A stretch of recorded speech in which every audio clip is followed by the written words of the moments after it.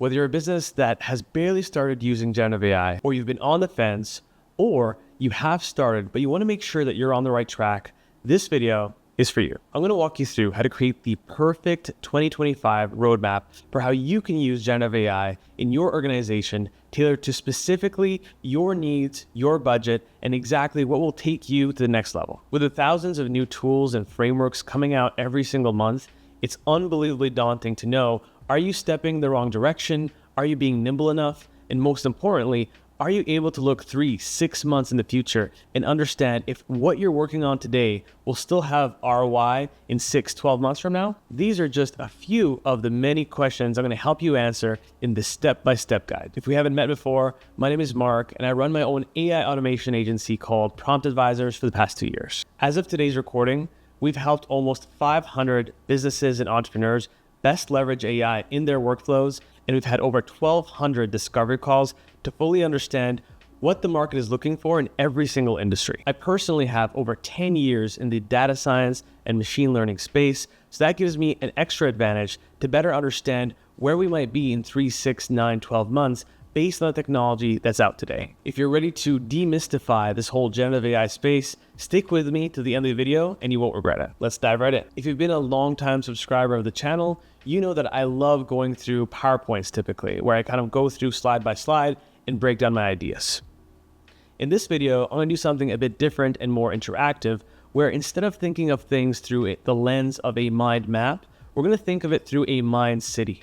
So we're going to go through different jurisdictions of this city to break down all the different things you need to consider when thinking about how to use Gen AI in your business. So let's zoom into our first neighborhood here and go to the foundational constraints that you have to think about before you even worry about what AI tools, what AI frameworks, etc. So the very first thing you want to consider are security considerations. And this is usually the very first place you should start, is just understanding where are you on that security spectrum. Are you dealing with data that's hypersensitive, that is moderately sensitive, or if it went out into the world, it wouldn't be ideal, but nothing would actually happen? Answering this question is actually very helpful because it helps shape what kinds of solutions you can consider right off the bat. So if we take the extreme case, if you have data that's hypersensitive and so restricted that it can't even live on a global cloud provider like Microsoft Azure, GCP, or AWS, then maybe you might want to consider a local large language model infrastructure, which is a completely different skill set in a different scope.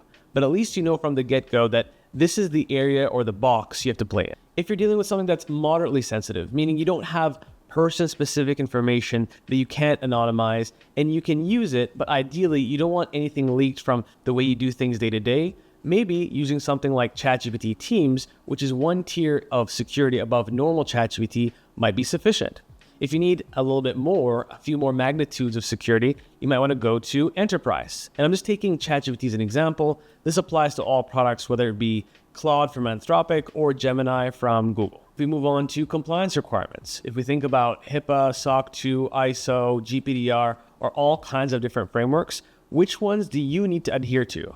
Again, if you know this, you know that you have a checklist of items that certain tools have to match in order for you to even consider them. So in a way, this is sometimes a silver lining, because if you know you can only use SOC 2 compliant tools, then when you go filtering for what your infrastructure should be, which language models you should use, which providers you should use, you have an easy way to filter what you even can use. The harder part is when you can use anything for everything, and that's where you need to dial in by use case and by priority. Now, the magic B word and the very contentious B word of budget limitations. It's important to understand how much you want to spend on generative AI in general. There will be a cost whether you hire an internal team, whether you subcontract an agency such as mine, whether you work and you have an operating budget per month of paying LLM costs, API costs, etc., as well as tools, how much you're willing to spend not only on big tier projects, but month to month, what are you willing to deal with in terms of subscriptions and recurring fees? Now, if you're starting at scratch or zero, implementing from the get-go is actually super cheap. And even if you racked up 10 different tools, you'll only be paying $100 to $500 per month. Where the cost really starts to hurt and scale is understanding if you need something to be available to hundreds of thousands of employees, or you need to run some large language model based operations on millions of rows where the same thing is happening over and over again, but slightly different tastes and nuances. You need to understand what are your constraints in terms of budget, because again, that will help you engineer what is the path of least resistance. Now, this might seem biased, but from my perspective, I don't see a world in the next 3 to 5 years where the average business cannot use generative AI, meaning I think it will be a prerequisite to survive/thrive versus just being an option to actually opt into. That being said, if you want to start small, the most important thing is that you start in general. You can leverage AI and get the benefits of AI, not just using generative AI, even though that's the whole scope of this video and the scope of the word AI pretty much in the world right now. There's a whole other world that I came from, which used the old way of AI, which is the machine learning and statistics. And that stuff, although it takes quite a while to develop and test and produce properly, once you actually build it, it's actually almost free to use over and over again. So there's this whole area of AI that majority of the world is ignoring right now, just because it's not as hype and fast moving. But just know that even from a budgetary standpoint, you can start small if you know exactly the sandbox you're playing in terms of cost, as well as in terms of the use cases you have, in terms of how many individuals or stakeholders will be the end user of this tooling in generative AI. So this slide completes our visit in the most boring neighborhood of the city, and we can now dive into slightly more engaging, at least more thought-provoking, which is identifying business pain points and understanding where Gen AI might fit best based on your priorities. So if we zoom in just a tad and we go to identifying core constraints, you have to make a core decision. And this decision can be double-sided, but typically it's one-sided. Do you want to use Gen AI for revenue generating stuff or cost saving stuff? If it's revenue generating, then that's easier to even justify with a board of directors, your stakeholders, or finance, because as long as you're making more revenue from doing the thing than it costs you to do the thing, you should be in the clear. Where it becomes a bit more tricky is when you spend thousands of dollars to save hundreds of dollars. And that's where it doesn't make sense to actually use this technology, at least using the most cutting edge, latest models. Now, there are times where you can get the benefits of both worlds, where the generative AI activity you do both can make you more money, think following up with leads or nurturing leads, and it saves you time because someone would have had to take time out of their day and use their salaried time to go talk those leads themselves. So there are those activities where you have the double leverage, where should you pursue it and should it be successful, you get benefits from both sides of the actual coin. When we engage with businesses at Prompt Advisors, the most common use cases or questions that arise are, what should I do first? I have all of these things, all of these pain points, all of these constraints. What should I prioritize ahead of everything else? And our typical answer, assuming that there's no crazy nuance, is that if you start with the lowest level task that actually takes a lot of time, comma, it also derives a lot of value and generates a lot of revenue potentially, those are your golden gems that you want to start on. And the main idea is you just start from the highest leverage and the lowest input activity that can be easily replicated, meaning there's not hyper nuance from scenario to scenario. That's where you start moving up that actual funnel and getting down to maybe much harder tasks that you don't maybe automate entirely, but maybe you automate 80%. And that 80% over 6 months, over 2 years, 5 years, will really justify itself in terms of your initial investment. And my last point here is momentum. So the name of the game in generative AI is starting, like I said before. Once you start racking up some small wins, one, you take away the skepticism of yourself or other stakeholders that this stuff is actually usable, this stuff is production ready, and that you can derive a lot of value from building automated workflows with generative AI sprinkled in, or end-to-end generative AI processes. This is why when an average organization reaches out and says, hey, here's our security requirements, it's medium security, here's our budget, it's around $500 to $1,000 a month, what should we start doing to dip our toes and understand how to leverage AI? And my response is typically to leverage something like ChatGPT custom GPTs, and now you have something brand new called ChatGPT projects, very similar to Claude projects, which allow you to build pretty much a cheat code for building a full web application that has a text interface you can connect tons of services to, and you can start building tons of use cases for a fixed price. So if you imagine you're paying $25 per person per month, and each person can build theoretically tens, if not hundreds of custom GPTs that all do micro tasks that they can start automating, you'll learn so much through that process. You'll learn how to do prompt engineering. You'll learn how to create a solid knowledge base and what files are helpful and what files aren't. You'll learn how to take knowledge base files and lean them down so they're comprehensive enough and succinct enough that they're actually useful, and you're not sending ChatGPT on a wild goose chase to find an answer that should be way easier to find. And the cool thing is, once you have a few custom GPTs or cloud projects, whichever platform you choose, that are heavily used and are instrumental parts of your workflow, and you want to remove the human out of that loop, that's where you have an amazing use case and a prototype to justify investment to say, this process end to end is worthy of investing and putting our dollars in to make sure that we have this process fully ironed out. So in a way, it's kind of like putting training wheels on. And the training wheels to me is, how can you remove full stack development, meaning creating some form of app, setting up a server, setting up a domain, setting up a database? How can you take all of that stuff out and just focus on trying to use the AI, trying to learn prompt engineering, deciding who in your organization or who you're going to subcontract is going to take care of those tasks. Once you have that confidence and justification that things are working, that you can save time and money with this stuff, that's where you can start to venture out and try more experimental use cases and really start to ask the question, what ifs? And tying into that, how do you understand what constraints have the biggest payoffs? Typically, you want to focus on 2 to 3 main use cases across the whole organization. So let's say you were a standard organization that had the sales, the marketing, the legal, finance, etc. Ideally, you want to look for 2 to 3 very human-intensive tasks, that are very high value and very high leverage. Meaning, if those things were to not be done, you would stop making money or making as much money. And one helpful rule of thumb is looking at the actual workflow itself. So let's put aside the fact that it's high leverage and it's human intensive. If you're dealing with something on pen and paper, or you're dealing with some form of special CRM designed for only your company that has no back-end access to the internet or the world in general, that's where it becomes really difficult to execute a Gen AI project.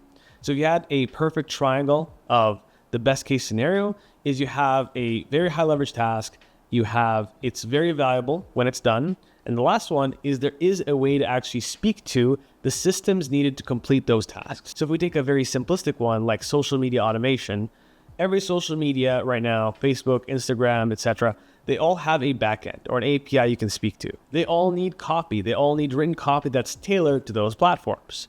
You have probably a social team that spends tons of time crafting your short form, your long form, a bit of both, or either or. Making solid social media content could be a very high leverage task. It is very human intensive to do properly.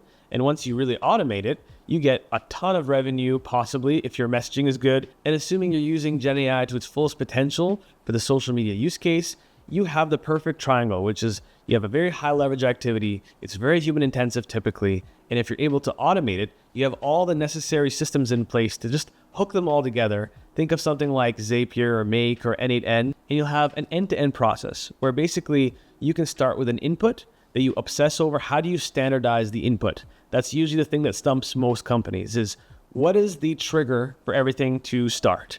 Is it some form of email we upload? So it could be a Slack message that you send where you say, hey, can you create a post about the latest and greatest AI news that just came out? And that one very vague input can become a very sophisticated output if you have the necessary stuff orchestrated. And the last component here is defining a specific mindset for doing generative AI. Unlike normal AI or the old AI or all kinds of other projects, there is no clear beginning and end technically to a lot of these initiatives. Just because you built an amazing resource system where your employees can now talk to your data that's stored in Azure or stored in AWS, and they have some chat interface using XYZ model, doesn't mean that in 3 months from now, we get an amazing model from OpenAI that's so good at leveraging those same documents and doing way more detailed analysis. And you might then have to consider switching.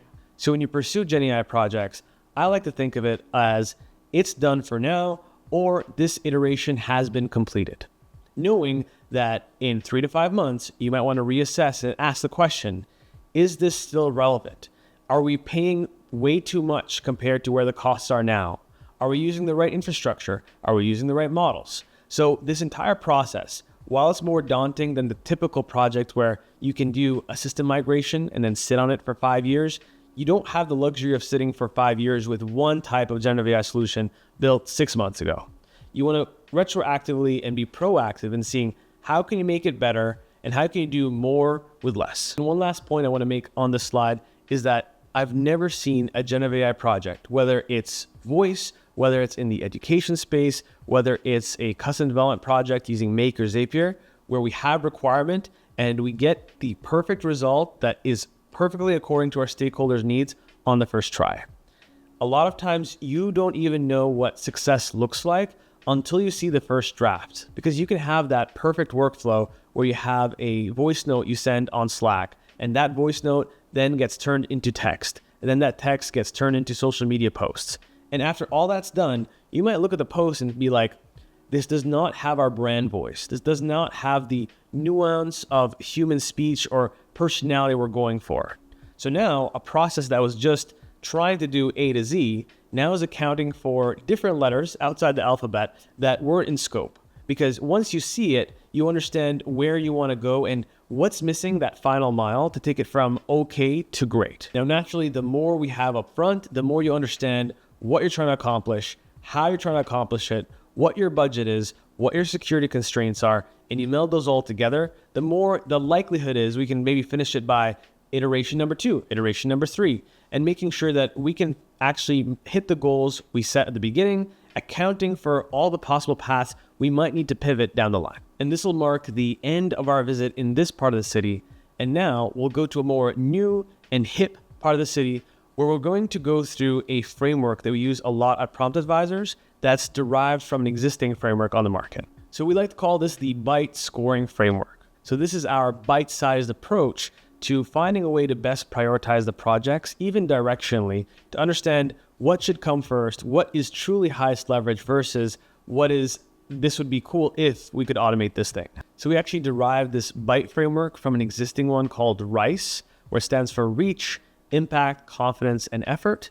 And in our case, we just tried to make the math a bit easier and a lot simpler. So it's very quick to do this list on the go. So pretty much it stands for business criticality. So how important is this thing to our business to actually experiment with and potentially fail on doing, assuming that generative AI can't do the thing after we try. The next one is impact potential, somewhat related. If we were to fix said problem, how would this solve things for us? How much time would it save? How much cost would it save? How much revenue would it create? Would they all be happening in tandem? The next one is time to value. So if we start this project, even if it's super business critical, even if the impact is super high, if it takes 3 to 6 months and it's your first AI project you're doing, there might be this sense of not necessarily just skepticism, but worry. What if we do this thing and it messes up and we wasted 6 months of resources and cost to take a bet on something that didn't end up being fully feasible? So this is why, again, if you're starting out or you've already started and you want to kick off 2025 with more momentum to get into the harder and meatier projects, having that shorter activity or that shorter project where you can get that win or at least some direction on whether that win is accomplished in the first month, month and a half, 2 months, that will set you up more for success than praying that certain technology comes out or certain costs go down within the timeline that you're looking for. And the last one is obviously ease of implementation. If it's something, like I said before, where you have this random system from the 2000s that was built by developers that are no longer there, and there's no way to connect that thing to everything else, but that's your source of truth, probably not the best candidate for now to start with. There are different things that came out that can probably help with this in 3-6 months, but as of today, I probably wouldn't start with that specific project. And for simplicity, we'll use scoring from 1 to 5, 5 being super high and 1 being low. So if we go into an example here, just to break it down, an example scenario of a small consulting firm that's overwhelmed by client inquiries, and let's say the solution they were thinking about is a basic question and answer chatbot. And this is a very vanilla use case. So if we look at the table here, we have business criticality B at 4, and that's primarily because if you're overwhelmed with all these inquiries, it's taking time from something else that's probably way more high leverage for the long-term survival of business. If you looked at impact, very similar, probably 4 out of 5 because faster responses, happier customers, less calls, less inquiries. If you go to time to value, this one is like a 5 out of 5. And the reason why it's a 5 is because if you go and search for chatbot solutions, and I'll go through all kinds of different tools that are out there right now in general in a few slides, But if you look at how many are out there and how easy they are to use for basic use cases, not convoluted ones, not very convoluted booking flows and nurture flows, you can find ones like chat-based, Dante AI, upload PDFs, have it answer basic questions, and then you're good to go. And that also leads into the ease of actually implementing it. Very easy to implement. It's made for non-technical folks, in this case, to set up. So for this specific use case, this is hyper solvable and probably one of those first quick wins that I'd prioritize if that was a line item on the roadmap. Now for more complex scenarios and more complex use cases, what I've done is I've put together a huge cheat sheet guide on everything that I'm going to be going through in this video, just more in depth, where you'll find even some scenarios going through some model examples of how you might do some scoring. So these are some hypothetical individuals running hypothetical companies where I go through what the possible context is, what the appropriate byte scores would be for every single metric, and then why my rationale would point to that, as well as showing you the actual table. So I have 3 examples in the cheat sheet, and this will be available in the Gumroad link in the description below, so you can check that out after this video. If we go back and keep rolling, if we go to the next slide here, it's about planning is more important than building. So it might seem like I'm contradicting myself. Do something fast, get a quick win. At the same time though, it is way more important to plan that quick win, plan what happens after that quick win, because you just don't want to create a bunch of, as Alex Hormozy would say, half-built bridges, where you start some initiative, you kind of fix it, you start another initiative, you kind of build something for it, but nothing actually gets pushed through till the end where it's fully useful. It's an amazing justification that at the end of 2025, you can look back on and say, wow, this was a very well-invested, well-worth project that we pursued. So like I said before, you want to look at all the departments, and even if you're a department of one and you are everything, which I used to be not too long ago, you want to take a look at all of your activities in the different segments and see which are the ones that are the most suffocating to the business moving to the next level. And the goal is not to overthink on the individual use cases. You shouldn't spend a year planning, should I bet on custom GPTs or cloud projects? Or look, Google now is really stepping up their game. Should we look at Google as a provider? Just choose one of them, because the learnings from one will be transferable to the other, especially if you plan some form of system migrations down the line. The most important thing is that you have tribal knowledge of what worked and how you approached it and what your internal SOPs are. And you'll never have those standard operating procedures if you don't start. So the most important thing is start. Where you want to overthink is what happens next. So if we take that example of that chatbot. So this is a basic chatbot, and now this fixes all the easy to answer questions.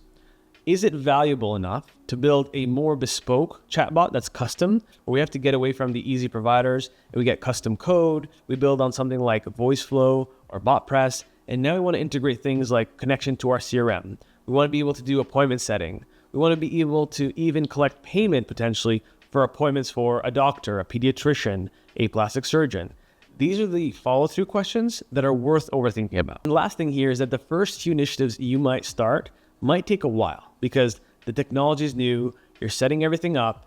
If we take the example of a workflow automation tool, let's say make.com, even if you're not familiar, just bear with me. So it's a platform where you have a bunch of bubbles that represent different automations you can execute. At the beginning, you have to basically log into every platform, set up your API keys, go to OpenAI or Claude or Gemini and pay to put a credit card, get a key, and start to set everything up. All of this stuff takes longer, at the beginning. But as you get more and more well-versed in having everything set up for you, and now you can just focus on building, you'll find that projects 3 to 5, 5 to 7, and 7+ become easier to start, maybe harder to actually execute. And with this, we'll take a little ferry to a little island off of our mini city here and look at actual use cases in passing by department. None of this will be groundbreaking for you, just more of a reminder of the different types of activities you might want to consider if you want to integrate generative AI in 2025. So if we go into sales and marketing, the most common use cases that we get, and again, we have a presence on Fiverr where we are a top-rated agency, a Fiverr Pro. So every day we get anywhere from 8 to 10 inquiries for any domain in every industry. So the most common ones in sales and marketing are lead qualification, automated outreach, ad content generation, SEO, and a brand new thing that's on the block that's called GEO. It's Generative Engine Optimization. And this has come about because of things like Perplexity and more recently, ChatGPT's Search GPT, where now you can basically say browse the web and it gets you answers to questions in real time. GEO will be the new SEO in the coming years, and it'll be that much more important that you're ranked in a way or you position your blogs or website in a way to take advantage of this new opportunity that eventually people will be using voice, right? Using Siri, using ChatGPT voice to ask for who's the best plumber, who's the best roofer. So taking advantage and being at least cognizant of this new thing on the horizon will help you be that much better position moving forward. Next one, if you go to ops and back office. So typically you have the standard use cases of we have said documents, we want to be able to convert said documents in formats that our employees can quote unquote talk to via our knowledge base. And there's a million ways you can actually solve this. You can use things like Pinecone, things that are natively on AWS. There's even an agent infrastructure on AWS. There is cognitive search on Azure. There's all these other different options. It's more so, these are the most common use cases. Next thing is customer support. Now you have voice, which is really showing up in a big way after 2023 ended. And that's why we specialize a lot in voice solutions and building not only inbound agents, but also outbound agents, as well as voice-driven infrastructures. We are betting that the year of 2025 is one of way more advanced agents, but more specifically, where voice becomes an expectation versus a luxury. So just thinking about that from a high level, customer support moving forward should have a voice option, a chat option that are AI automated. And ideally, there are still humans in the loop because there are cases where you do need that special touch and that nuance. So it's not good to think of automating 100%.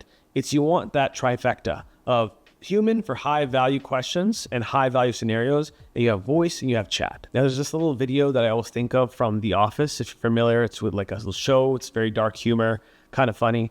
That basically there was a product being developed called Woof, where you could send an email, a text, a Facebook message to a contact, and that was revolutionary back then. So this is a little video montage of kind of what is possible today with AI. Facebook. What's up, Facebook? I sent you a Facebook message yesterday. Still haven't heard anything back. You should have sent me a Woof. A what? You send a Woof, it goes to your home phone, cell phone, email, Facebook, Twitter, and home screen. All set up.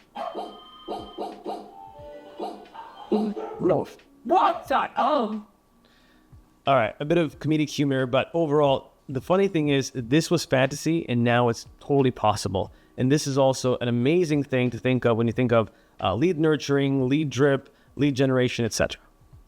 Now, if we go into next portion is legal and consulting. So this one, common use cases with attorneys you work with are client intake automations, contract summaries, drafting assistance, and answering mid to level difficulty questions from the legal side. So these ones are pretty out of the box. The hardest part with these is just making sure that you have the documents standardized in a certain way that are easy to speak to, especially if you're dealing with scans or statutes that are really dug into certain web pages. You want to be able to take care of that pre-processing, which is not really a generative AI thing. It is more so a data engineering thing. All right, and the next one is education and training, where pretty much the most important two elements here is one, the more you upskill your employees to be able to use generative AI versus just having one specialist, the more everyone will be able to accomplish. And in a very difficult economy, which we're seeing right now, you'll be able to do a lot more without shaving off any staff. You can just make those staff superhuman.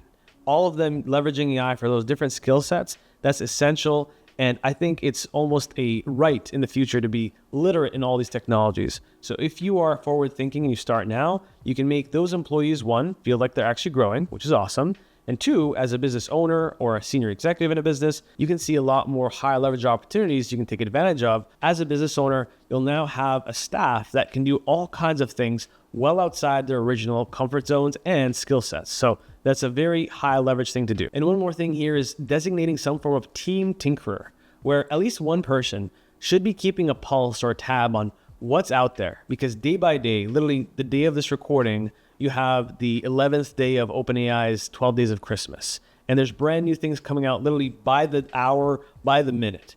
So in an environment where brand new things come out that could change the entire trajectory of what you do day to day, it's important and helpful to have someone that could actually take on that role. And the last one here is more of a fringe case where you have media and entertainment. And this is where you can do image and video generation, As of this recording, we just got Sora last week. We got Veo from Google, both very potent models with text to video.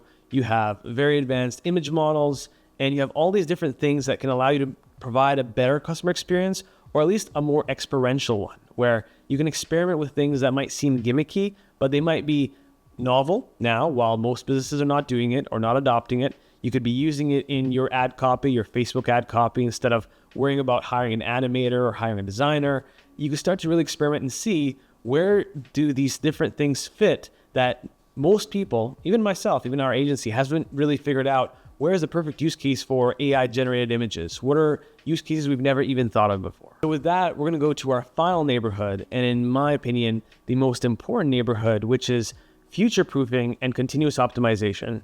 What's out there? How can you take advantage of it? And how can you make sure that 2025 is not a year that passes by and you feel like you wasted time by not starting or over-indexing on the wrong direction? Sorry to interrupt the video. I just have something super special for business owners that's coming out in 2025, which is our early AI adopters community, which is going to be a paid apply-only community where only vetted business owners are going to be selected to create our ecosystem, where we're going to offer exclusive content, have a group of coaches in the automation space, in the LLM space, and the voice space to help you take advantage of everything that generative AI has to offer in a very bite-sized and tailored way that has a community feel. It will have events and masterclasses where myself, I'll do twice a month, 1 hour to go through all the questions to address as many as possible. And you'll have tons of help, resources, and exclusive automations along the way.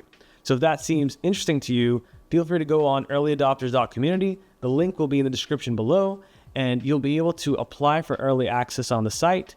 And once you do that, we're going to do some consideration of applications at the beginning of the year, and then email those that are selected. And we're going to be handpicking 5 specific business owners or business leaders to actually be our alpha testers, where they'll get the first month for free in the community in exchange for their candid feedback about what they're looking for, what are their most common pain points, and how we can help address those concerns and make sure that we pave the way for the resources needed, the knowledge needed, and the expertise needed. Make sure you can navigate through those very tricky problems. If this sounds interesting to you, feel free to go on the website. It'll be in the link down in the description below. Apply, and I'll hopefully see you early in 2025. All right, back to the video. All right, so the major thing to be cognizant of is there's pretty much a tool for almost everything now.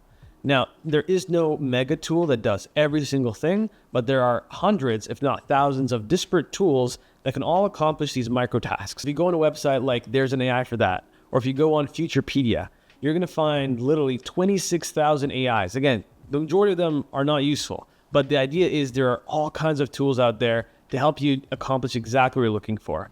So with that in mind, I'm going to give a quick overview of the different domains or modalities of generative AI that exist and what you can consider and think of in terms of the major players out there. So when it comes to text-based agents, again, like I said before, if you want very low-level chatbots that you can set up immediately, you have things like Chatbase, Ninja Chat, Dante AI, and if you want to start making them more custom and bespoke, that's where you want to start considering things like VoiceFlow, BotPress, and if you want to build your own RAG system, which stands for Retrieval Augmented Generation, you can use things like Pinecone in combination with Make.com, N8N to set up very long workflows. And there's hundreds of tutorials on how to do this on YouTube, on how you can securely speak to your data in a very affordable way. And of course, I would be remiss to not talk about OpenAI. You have the Assistance API from OpenAI that lets you build low-level agents and integrate them in things like ManyChat, in VoiceFlow, in BotPress, and take advantage of this AI opportunity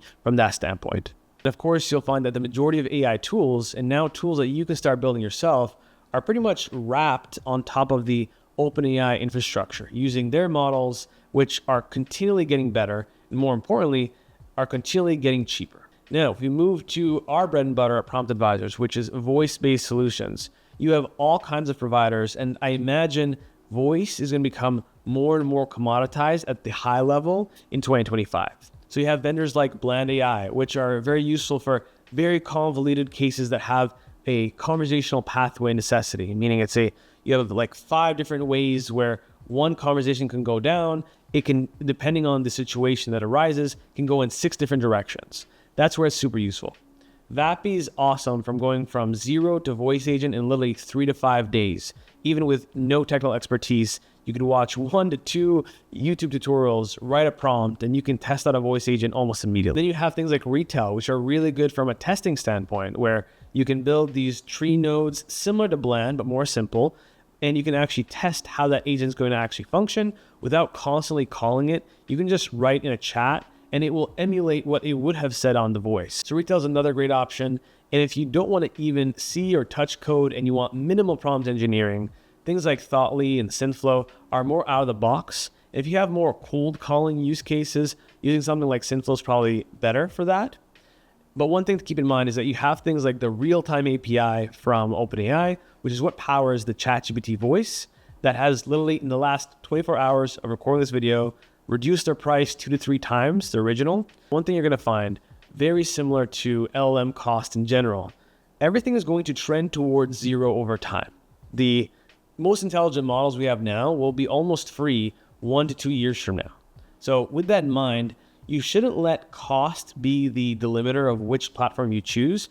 You should bet on the platform that is most likely to, 1, quickly adapt with new infrastructures, quickly adopt new frameworks. So, for example, Vappy was able to take in the real-time API as a part of their product and let users actually use the real-time API, which if you haven't used it, is actually very code-intensive to set up. You have to set it up in something like Replit, hook it up to Twilio, a phone provider, and it's very convoluted. You want to be able to look at platforms that are very quick and have their pulse on the voice space, so you can just rely on them to integrate it on their infrastructure, and you just worry about nimbly switching settings and features on the go as things inevitably get more and more advanced. And even on the most common objection we get when it comes to voice projects, which is, it's not fully human, or it's slightly slower than I expected in terms of responding. I wish it was instant, but perfect.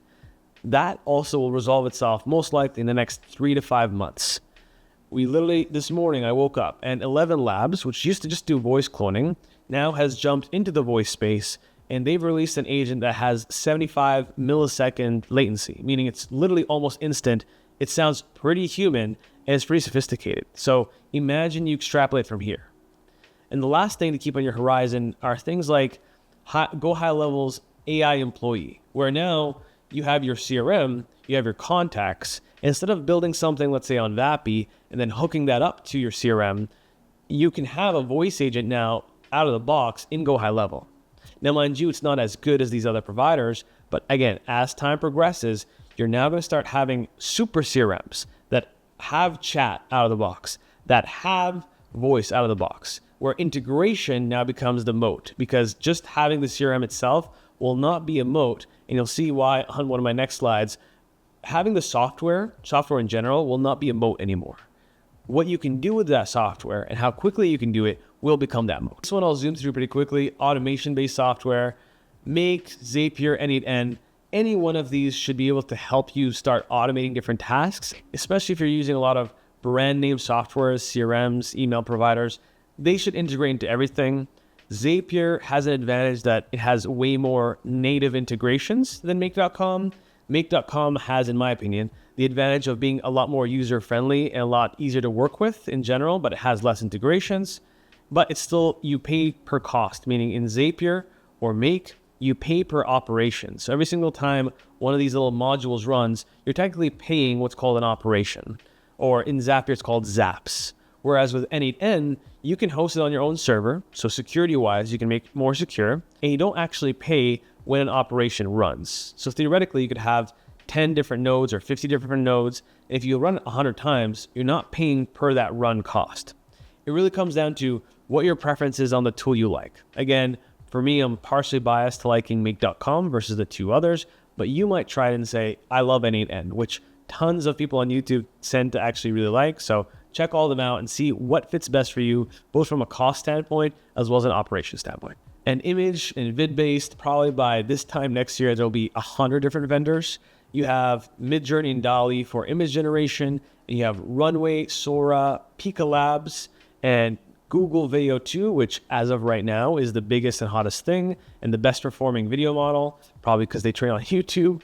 All of these are very advanced compared to where they were 2 years ago or 1 year ago, where you could see the meme of a AI Will Smith eating spaghetti. That is no more. You have much higher resolution and much higher quality outputs. And finally, we get to my favorite here, which is the wildcards. There are tons of softwares. A few have gone over on this channel, one being Replit Agent, as well as Bolt. And I'll be making a few more videos on some other tools as well coming up. But these help you go from idea to building a fully functioning app. So when I was saying before on the CRMs that software will not be a moat anymore, I think that in 1 to 3 years, the average company will be able to actually create their own CRM, should they wish to, create their own softwares that they were typically paying a SaaS fee for, and the entire software as a service market will start to really change and flip on its head. When you can own the technology and you can build it just using text or maybe your voice in the future, that changes a lot of business models. So these are the wild cards that I strongly encourage you at least tinker with, or at least put on your horizon, because I can imagine in 6 months, it won't be a very painful process like it is now sometimes to create an app where you have to go back and forth, prompt in a certain way, spoon feed in a certain way. That takes a bit of a skill set. You will be able to go from instruction, vague instruction at that, to a fully functioning app that you can deploy on a website almost instantaneously and have yourself or other people start using it. So these are really important to keep in mind, especially if you're starting to think about, should I overinvest on building our own software? Is building SaaS in 2025 truly the best avenue to go down?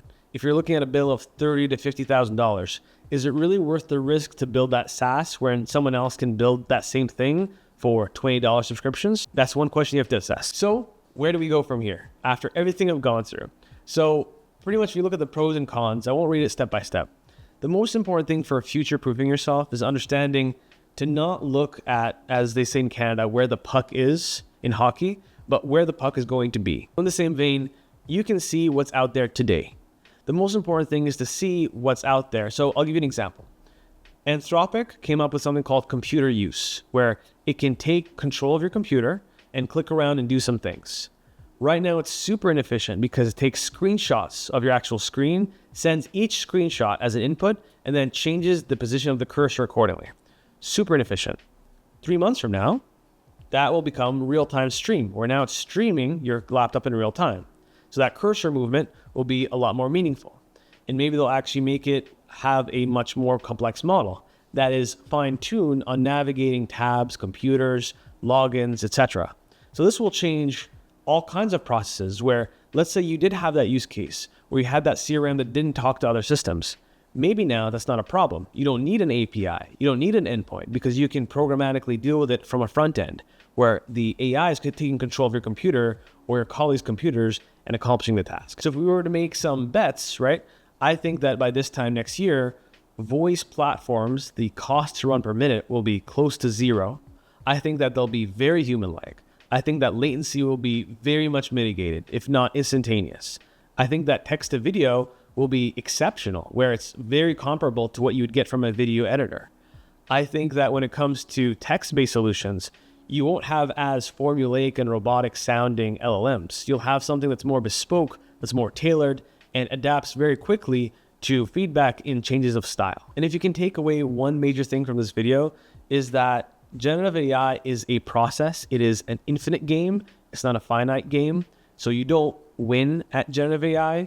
You invest in generative AI over time, and it never really ends. Your investment starts, but it will change over time. You'll have to pivot in different directions. But as you're able to be nimble, as you pivot in those directions, you'll be able to realize a lot of business benefit, and you'll realize what is the highest value thing for yourself as a business owner, as a business leader, as a stakeholder, as an employee. What's the most valuable thing to your users, your customers? And when you bring all that together, every one of these avatars can be addressed by some form of generative AI. So if you take that in the rearview mirror and you know that over time, cost of everything will trend towards zero, knowing that this is something you have to focus on moving forward is very important. Designating a team, even a single person to start if you're a small organization, is very important to make sure that you're ready and nimble to take advantage of this huge opportunity that has this small window of arbitrage where enough businesses and people have not used or harnessed the power of Gen AI. But if you can, in the next 1 to 2 years, you do have an unfair advantage over many. Now with that, like I said at the beginning of the video, I'm going to provide you this entire cheat sheet as well as a Byte Buddy custom GPT that will help you create a Byte framework and better understand and prioritize your tasks and projects just by either speaking to GPT, typing GPT. That'll be super helpful for you. And absolutely shameless plug, if your organization would rather outsource the strategizing, the identification of these projects, how you can approach these projects, doing the Byte scoring for you, we offer a special package called the White Glove AI Strategy Audit that will basically have us sit down with your team for 1 to 2 hours,